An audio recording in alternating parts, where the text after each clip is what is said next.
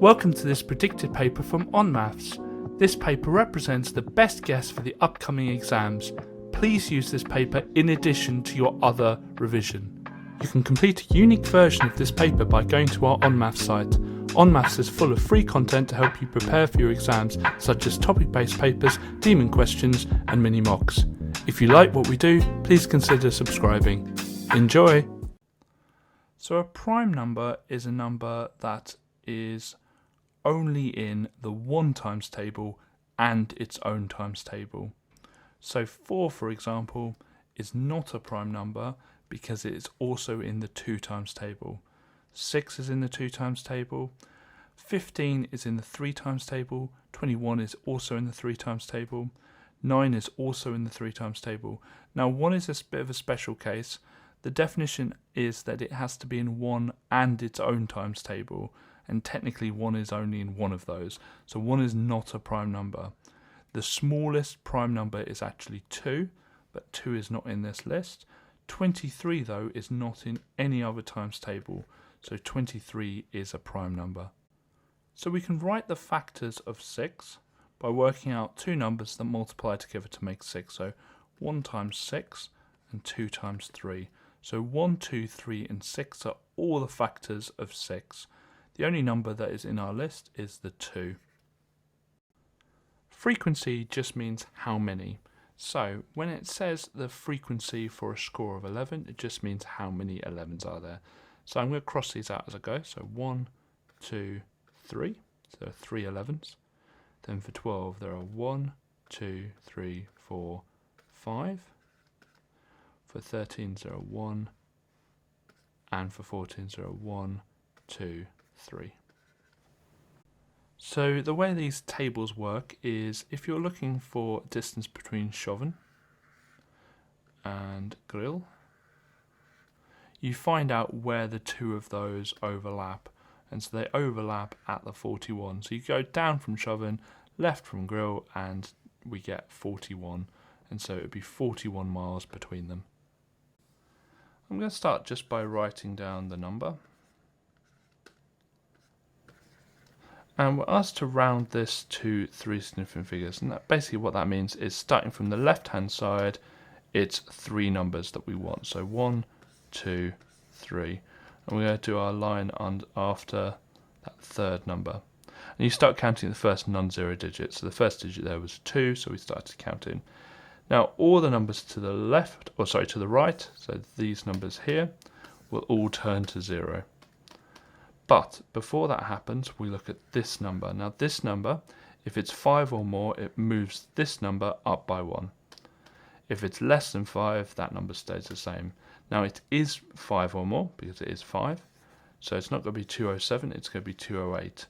Now, a common mistake is that students write down 208. No, all the numbers to the right of that line turn to 0.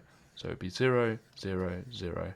So it would be 20,000 or 208,000 exactly. So for shop A, they're selling the rulers in lots of 3, and so we just need to get our 60 and divide it by 3 to figure out how many lots of 3 we have. So we've got 20.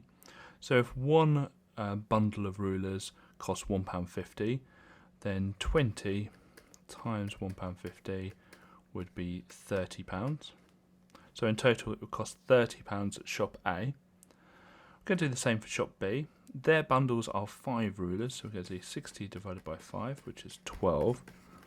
So we're going to buy 12 bundles at £2 each, and that will be £24. So the cheapest price is at shop B at £24. So the key says that a circle represents 8 DVDs. And we're told that on Thursday there are 18 DVDs. So we need to rewrite 18 in kind of lots of 8. So that will be an 8 plus 8, which is 16, plus a 2. So we know it will be 2 full circles. So let's get those 2 full circles in. And that will represent 16. But how do we represent 2? Well, if you think about it, if we cut this up into quarters, each quarter will represent 2. So 2, 4, 6 and 8. So we just need another quarter. And so that would be 8 for the first one, 8 for the second one, and then this little quarter will represent 2, which altogether is 18. This coordinate is telling us to go 2 to the left from the centre. We go right when it's positive, we go left when it's negative, so it's 2 to the right. And then it's telling us to go 1 up. It's up because it's positive, so we need to go 1 up. And we get to the coordinate of B. So the coordinate we get to is B.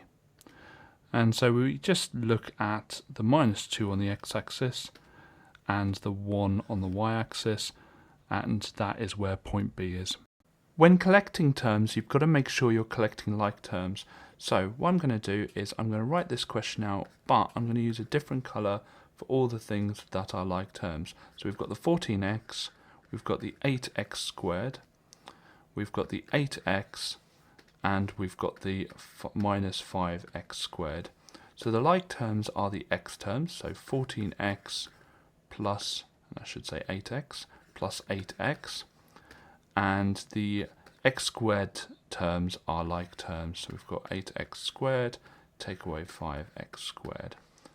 So we can do 14x plus 8x, so 14 lots of x plus 8 lots of x is going to be 22 lots of x. And we can do 8x squared minus 5x squared, 8 lots of x squared, take away 5 lots of x squared is going to be 3 lots of x squared. Now typically in our answer we'll always put the x squareds first, so it becomes 3x squared plus 22x. To get from the length of a square to the area, we square the length. To work backwards, what we do is we square root, because the inverse of square is square root. So we've got 196, and we're going to square root it to find the length. So we work out the square root of 196, which is what number times itself is 196. And you should learn them from 1 to 15, so you should know all of the square numbers from 1 to 15. So you should know that the answer is 14. So the length therefore is 14. So to work out what the perimeter is going to be the distance around the square. So if I draw a square out, we know that each of these lengths are 14. So it's just going to be 14 times 4, which will be 56. A side elevation is the view you'd get if you were standing at the side of a shape. So I'm standing here, and it's the view I'll get. Well, it would be this trapezium here. And to know which side is the side and which one's the front, well, the front is always going to be labelled. They do normally label the sides as well for you. So we're going to draw this trapezium. So the top bit is 3, then it's 6, then it's 8. So I'm just going to start off with the bottom actually, that might be easier, and draw the 8 across. 1, 2, 3, 4, 5, 6, 7, 8. Then I'm going to do the 6 up. 1, 2, 3, 4, 5, 6. Looks like I left just enough room. Then I'm going to do the 3 across. 1, 2, 3. And then all I need to do is just join up the start and the finish to complete the trapezium. There's a formula we use for this, and it is percentage change is equal to the amount that's changed over the original amount, and all of that times 100%. So how much has changed here? Well, we need to do 10,488 take away 10,254, so that would be 234. Divide it by the original, so the original was 10,488 because it's decreased from that amount, and then times by 100%. And so that's going to be 2.23%. In this question we've got euros and we've got pounds, and we're told that £1 is 2.23 euros. And we're trying to get to understand what 2,676 euros is in pounds. And we're going to do that by finding out what €1 is and then finding out how much 2,676 are.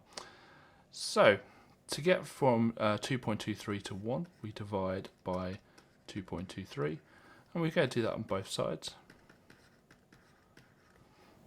And when we do that, we get 0.448 blah blah blah. And then to get from 1 to 2,676, we go times by 2,676 on both sides.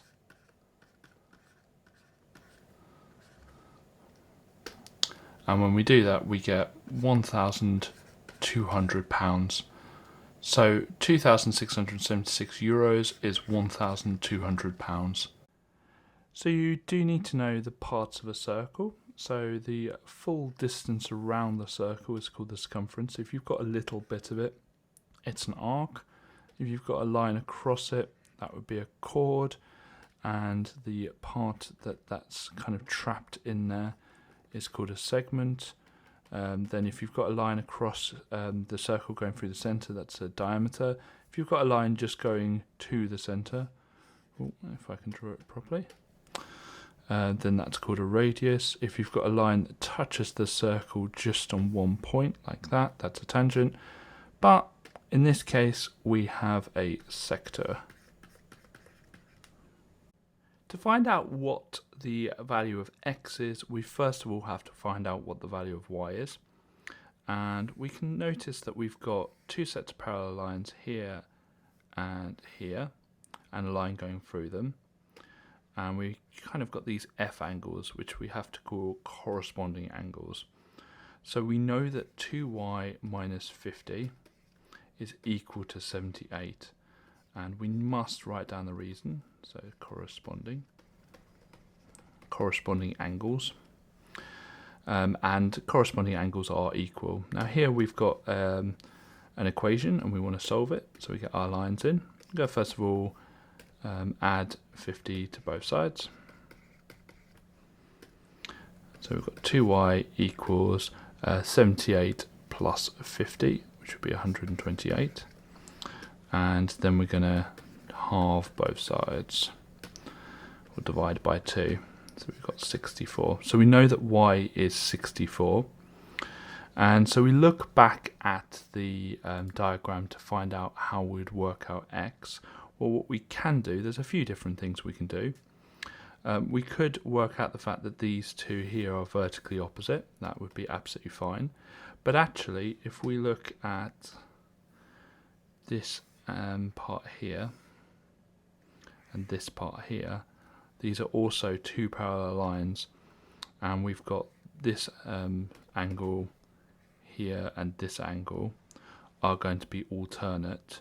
So I can write that down here. So angle ECB is equal to 78 degrees. So this will be 78 degrees. And the reason for that is alternate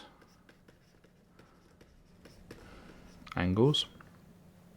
And then finally, if we know this is 78 and we know that this is 64, because we know what y is, then we can work out what x is. So x equals 180, angles in a triangle, take away the 78 we know and the 64 we know. And the reason for that is angles in a triangle add up to 180 degrees. And just make sure you write down all the reasons as you go. And when we take away the 78 and the 64 from 180, you get 38. So x is therefore 38 degrees. So when you read this question, the question's basically asking you to find the bearing of O from B. So the lifeboat is at B, so I'm going to draw a north line here. And to find a bearing, you start from the north line and you keep going clockwise. So we're going to look for this angle here. Now, this angle, which is given to us in the question, and this angle here, which I'm just going to call x, are going to be equal. So x is going to equal 135 degrees. And the reason for that is we've basically got, and I'm just going to draw or extend the north line down, because we've basically got well, we have a set of parallel lines here, and we have a set of z angles, which we know is alternate angles. So the reason for that is it's alternate angles. And always show the reasons to the examiner. Okay, and so to find out what the bearing is, so the bearing of O from B, it's just going to be 360 take away 135, and the reason for that is angles on a point. We've run out of space. Okay, so we're going to do 360 take away 135, which is 225, and so our answer is 225. The first thing we need to do is work out the area of the floor. And you'll notice that this is a trapezium. So with a trapezium, the formula is half a plus b times h. And a and b are the parallel sides. So these ones are the parallel sides. And the height is the one connecting the two bases, the two parallel sides. So we're going to start off by writing down the formula. So it'd be half a plus b h. So half times 2.8 plus 1.2 times 11. And when we do that, we get 22. So the area of the floor is 22 meters squared. And it says here that the tiles are sold in packs which cover 3 meters squared. So if each pack covers 3 meters squared, we're going to do 22 divided by 3, which will be 7.33 packs that we need. Now obviously you can't get 0.3 of a pack or 0.33 of a pack, so we're going to have to get 8 packs and just have some left over. So we'll need 8 packs in total. Okay, next thing we look at is the fact that the Jenny has a 25% discount, so we need to find out what 25% discount would do to the £18.60 for the tiles, or for the pack of tiles. And so what we're going to do is we're going to get the £18.60 and we're going to times it by 0.75.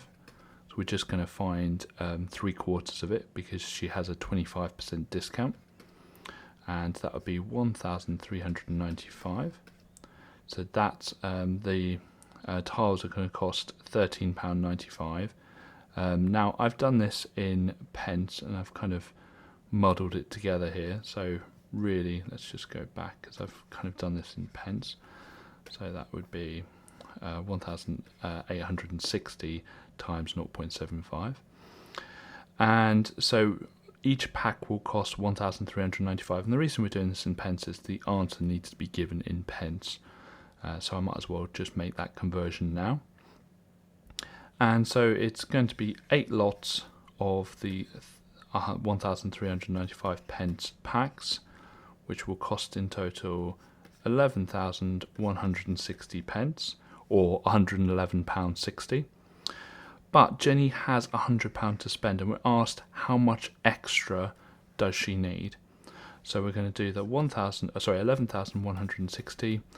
Take away the 10,000 pence that she has, which will give us 1,160 pence.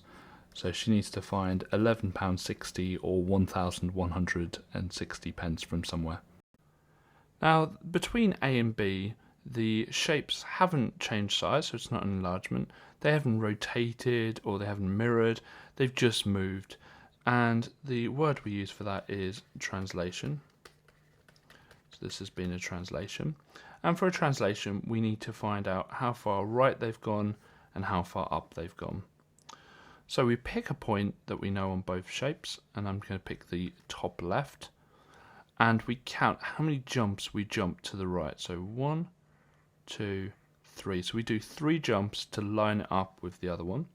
So there's a 3 at the top to say 3 to the right, and then we count how far up we have to go. So 1, 2, 3, 4. Now we've actually had to go down, and whenever you go down, it's like having minus up. Okay, down is minus up, so it's going to be minus 4 because there were 4 jumps. So in this question we are told that the centre of enlargement is at 6, 4. So let's just put across there. And what I'm going to do is just draw ray lines from the centre of enlargement, and we're just going to go through each of the corners of our shape A. And we're going to just check whether it goes through the corner of shape B, which it does on this one. Let's just keep going. Yeah, it does on this one.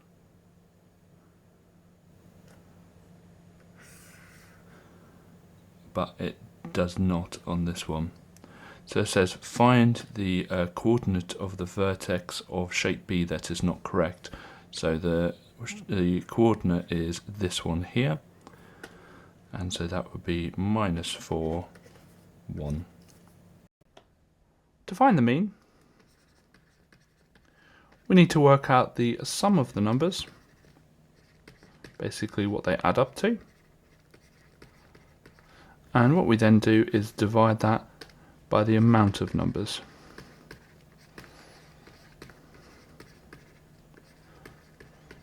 Now, what this table is telling us is there are 14 students who got a time between 0 and 4 seconds.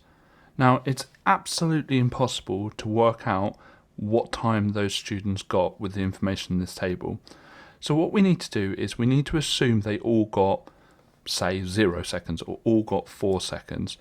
And the fairest value to say that they all got is what we call the midpoint.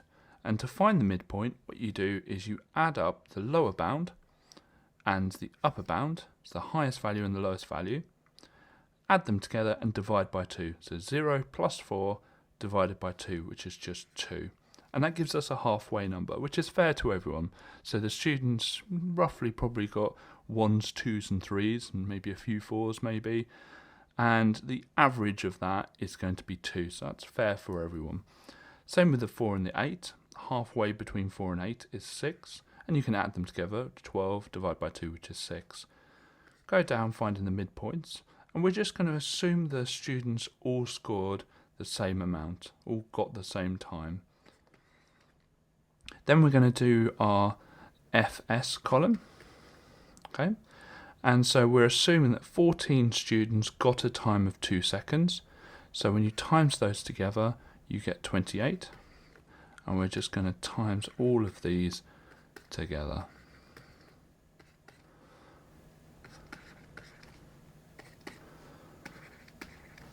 Okay, next we're going to work out the sum of the FS. And to work that out, we just add all of these up together. So we're going to do 28 plus 36 plus 30 plus 126 plus 36. And when you add them all up, you get 256. Now, that will give us the sum of numbers, so we're going to put that into our working out now. And we need to find out how many numbers there are. Well, the frequency column will tell us how many numbers there are, so we're just going to add all of those up together. So we're going to find the sum of the frequency, which is 14 plus 6 plus 3 plus 9 plus 2, which is 34. And when we do 256 divided by 34, we get 7.529 blah blah blah. It says it wants it to 2 decimal places, so we're going to round it to 7.53. We have our everything list here. Now these are all the numbers that go into our Venn diagram. And in A is all the square numbers. So we're going to have a look and see which square numbers we've got. Well, we've got 1 and we've got 4. And we've got 9. And we've got 16. Are all square numbers. So in here is 1, 4, 9 and 16. And we're going to look at all the odd numbers. So we've got 3, we've got 17, we've got 1, and we've got 9. Now in both the lists we've got the 1 and 9, so that's going to go in the middle. Just the square numbers are 4 and 16, and just the odd numbers are 3 and 17. Now notice we've got the 2 and the 6 there, and those will just be on the outside.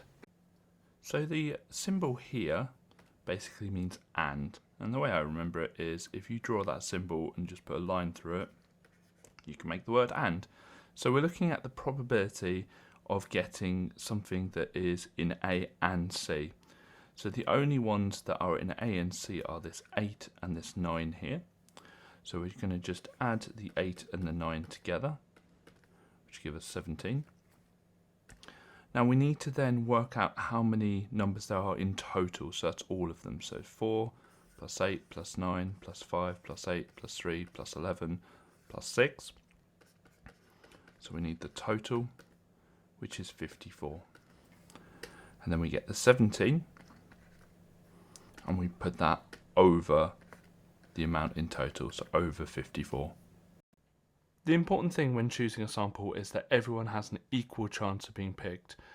So if you look at method 1, picking the first 30 students who enter the school is going to have a bias because there might be a difference in the type of person who arrives early to school to the type of person who might arrive later. If we select a class in the school, then they're generally all going to be the same age. So if it's a year 7 class or a year 11 class, they're all going to be the same age. It might seem that it's fair that picking the first 30 students alphabetically, so A to F or whatever, again, that's not fair because the people at the end of the register don't have an equal chance of being picked. So you need to make sure everyone in your population has an equal chance of being picked. So picking 30 students out of a hat containing all the students' names in is definitely the fairest way of picking a sample from this list. So let's write these numbers out. And the first thing to do is work out what the numbers are going up by. So they're going up by -3 because they're minusing 3 each time. So we know that the number before the n is going to be -3. So whatever they go up in is the number before the n. Then what we do is we go backwards to find the 0th term. So actually going backwards, we would add 3 and we would find it to be 20. So whatever numbers our 0th term, because 17 is our first term, is going to be what we add to the -3n. So it's going to be add 20.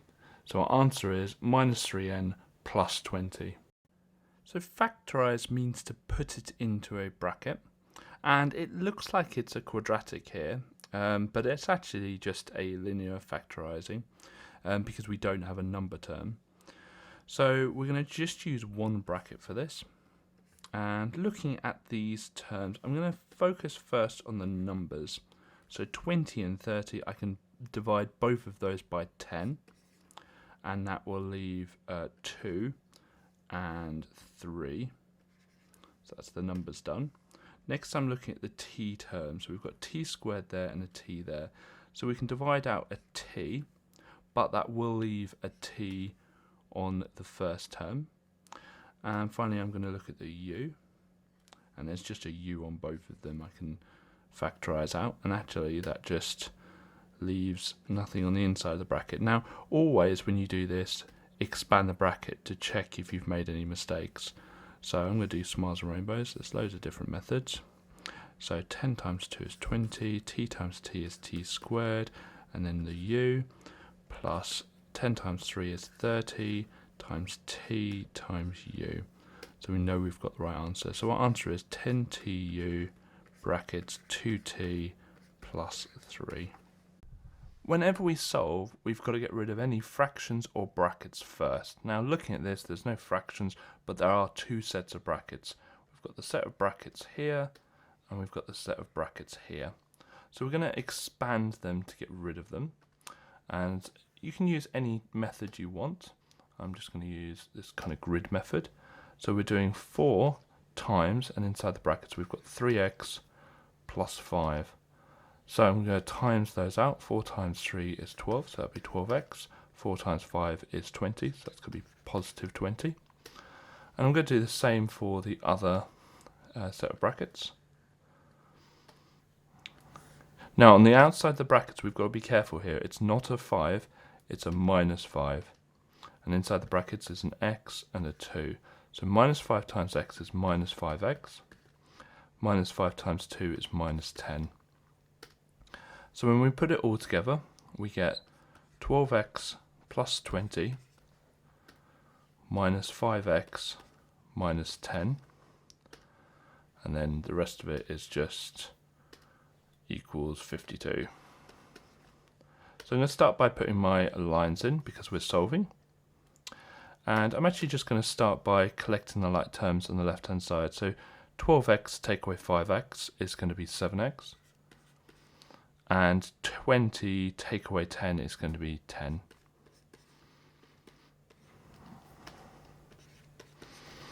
Okay, now we need to get rid of the plus 10. So we'll take away 10 both sides. So we've got 7x equals 42. And then we need to get rid of the times 7, so we're going to divide 7 both sides. So x equals 6.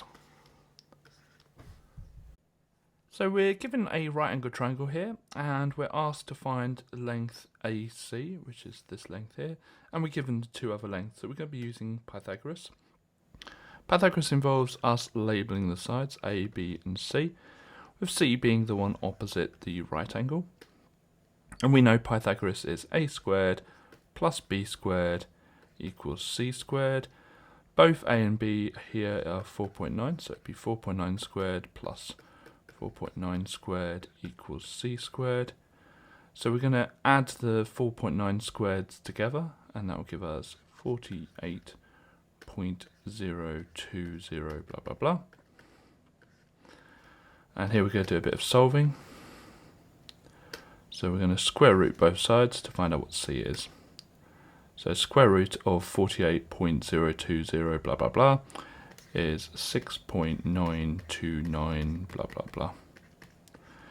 Rounded to 2 decimal places, this will be 6.93. So here we're asked to factorise a quadratic, and we know it's a quadratic because it's got an x squared term, an x term and a number term. And what we're going to do is we're going to be, first of all, putting 2 sets of brackets down with an x at the start of each. And what we're trying to find is what number goes here and what number goes here. So we're going to start by looking at this minus 45. And it's a special number because we're looking for 2 numbers that multiply together to make that minus 45. We're also going to look at this plus 12 here because we're looking for 2 numbers that add together to make that 12. So what we can do is write out the factors of minus 45. And so that's going to be minus 1 and 45, minus 3 and 15, minus 5 and 9, and then the same but the other way around. So 1 and minus 45, 3 and minus 15, and 5 and minus 9. Remember, we're looking for them to add together to make 12. So we look down the list here, which ones add together to make 12. This one here, minus 3 plus 15 is 12. So our answers will be minus 3 and plus 15, or the other way around. So we're going to start just by writing this out. So m equals 7 brackets x minus 10. And we're going to put our solving lines in. I'm going to start by expanding the brackets. And we don't need to. We could divide both sides by 7, but I think this is a bit easier. And we're going to subtract, or we're going to add 70 to both sides. So we're trying to get x as the subject. So we're trying to get x on its own. And we're next going to divide both sides by 7. So we have m plus 70, all of that over 7 equals x. So x equals m plus 70 over 7. So for this frequency polygon, what we've got to do is work backwards to work out what the table was that created it. So we're going to just draw a starting of a table. And we're going to have our midpoint first, then our like money spent, our intervals, and then our frequency. So the first midpoint is at 40. And we can see here that that was, just get rid of that, that was between, like that was in this group here. So that is 0, and I'm just going to use m for money, 0 to 80. And the frequency is how high it is, which is 10. The next midpoint is here. So that was going to be 120. And we can see that that's between 80 and 160, and the frequency is 20. And finally the last midpoint is here, which is obviously 200, and that is between 160 and 240, and the height of it is going to be 7. So we're looking for the probability customer spent less than 160, so that is these two here. Okay, so there are 30 that are less than 160.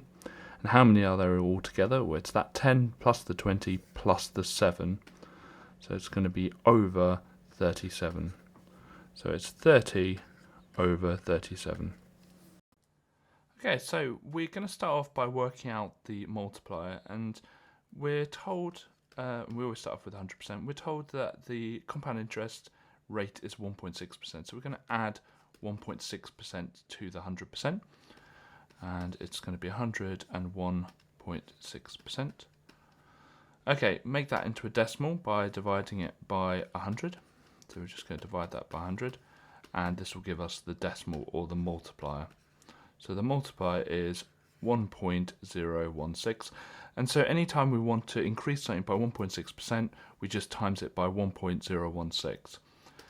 Now, we're told that we start off with 2,400, that's our original amount, and to find out what it's going to be in the savings account at the end of the first year, we just times it by the multiplier, 1.016. But we're told that it's for 7 years that it's going to be in there, so we then times it by 1.0167 times, or, easier way of doing it is 1.016 to the power of 7. When we do that, we get 2,682.052 blah blah blah, and because it's money, we round to the nearest pence, so 2,682.05. There are two shapes we need to find the volume of. There's this cylinder here and this hemisphere here. So we might as well start with this cylinder. And the formula for the volume is pi times r squared times height. So it's the radius is 9, so 9 squared times the height, which is 30. And when we work that out, we get 7,634.070, blah, blah, blah. Next is the hemisphere.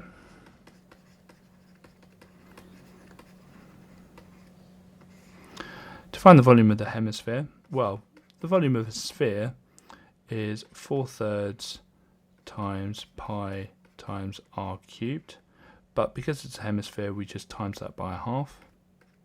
So it's half times 4/3 times pi times r, which is the radius, which is 9 cubed, and that gives us 1,526.814 blah blah blah. And so the total volume is 7,634.070 blah blah blah plus the 1,526.814 blah blah blah, which equals 9,160.884, blah blah blah. It says it wants it 2 decimal places, so when we round that we get 9,160.88. To find an error interval, what we need to do is find the smallest and largest that a number can be. So I start by just drawing a quick number line, and we put our number in the middle, which is 89.6. Now we're looking to the nearest tenth, so what I'm going to do is I'm going to write down the next number down and the next number up in tenths. So the next number down would be 89.5, the next number up would be 89.7. Now the bounds, the upper and lower bound, the maximum and minimum number it could be before rounding, are going to be at the halfway points. So here and here. And so all we need to do is work out what those numbers are. So halfway between 89.5 and 89.6 is 89.55. And halfway between 89.6 and 89.7 is 89.65. So those are going to be our lower and upper bounds. But how do we show it as an error interval? Well, we put t in the middle because it tells us that t is representing the time. And we show it with inequalities. Now, the number can be 89.55, but it can't be 89.65 because that would round to 89.7. So we say everything that's less than but not equal to. So there are 2 outcomes that it will rain once in the next 2 days, and that will be rain and not rain, and not rain and rain. So to work out the probability, it will rain on Monday and then not rain on Tuesday. What you're going to do is just multiply 6 over 20 by the 2 over 7. So 6 over 20 times 2 over 7, and that will give us 12 over 140. And to work out the probability, it will not rain on Monday and rain on the Tuesday. We're just going to multiply the 14 over 20 by the 5 over 7. And so that would be 14 over 20 times 5 over 7. And that will give us, 70 over 140. Now we're looking for the probability it will rain and not rain, or not rain and rain. The word or in probability means add, so we're going to get that 12 over 140 and add it to the 70 over 140, and that will give us 82 over 140, and then we can cancel that down to 41 over 70. So what's happened here is that the company's increased the amount of sweets by 15%. So we're just going to focus on that and work out what the multiplier would be first. So they started off with 100% and they added 15%, and then therefore they ended up with 115%. And to find that as a multiplier, we get the 115 and divide it by 100, and that gives us 1.15. So that is the multiplier they used. Now, they used that multiplier on the original amount, and they times it by 1.15, and they got the answer of 69.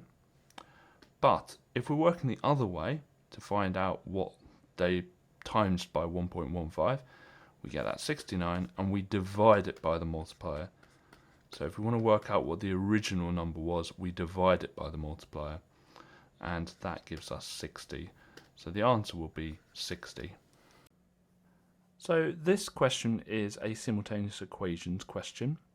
And so we're going to have to write down some equations. So it says 2 apples and 3 pears cost £3.80. So 2 apples, I'm going to call it A for the price of an apple, plus 3 pears, so 3p, cost £3.80. Now I'm going to do this as 380 just because it's easier to work with integers rather than decimals.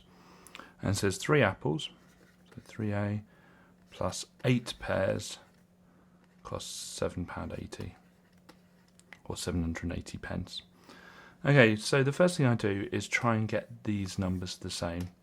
So 3 and 8, they both go into 24. So I need to make them both 24. And what some people do is they just label this A and this B. And so what we're going to do here is we're going to multiply everything in equation A by 8 so that this becomes 24. So it's going to become 8A. And so we're going to times the 2A by 8, which will be 16A plus 24p.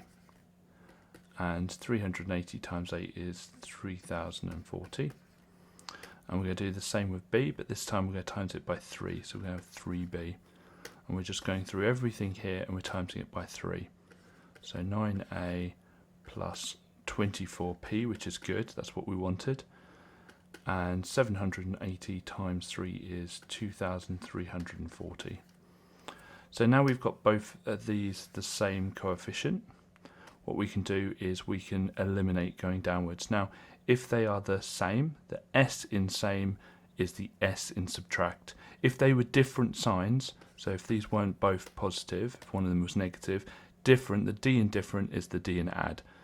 So here they are the same, so we are going to subtract, and we're going to subtract going downwards. So we're going to start off by doing, and I can just do a little line here to show what we're doing.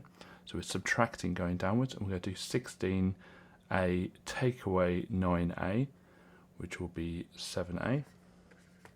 24p take away 24p, which is nothing, which is why we did that, is to eliminate them. And then 3040 take away 2340 will be 700.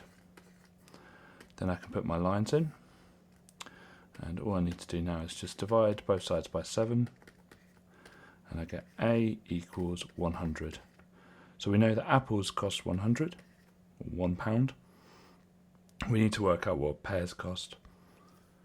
So I just need to pick one of the equations. I'm just going to pick this top one here, and I'm going to write it out. But instead of A, we know that A is £1 or 100 pence. So plus 3p equals 380. So that's going to be 200 plus 3p is 380, and then again I'm just going to draw my lines down, and we're going to subtract 200 from both sides. So it's going to be 3p equals 180, and then we're going to just divide by 3 both sides, and we've got p equals 60. So a pear costs 60. Now we can check this by using the other equation there. So 3 times 100 is 300, plus 8 lots of 60 is going to be, what's that, 480? So it's going to be 780, so we know that we've got it right. You can complete a unique version of this paper by going to our onmaths site. onmaths is full of free content to help you prepare for your exams, such as topic-based papers, demon questions, and mini mocks. If you like what we do, please consider subscribing.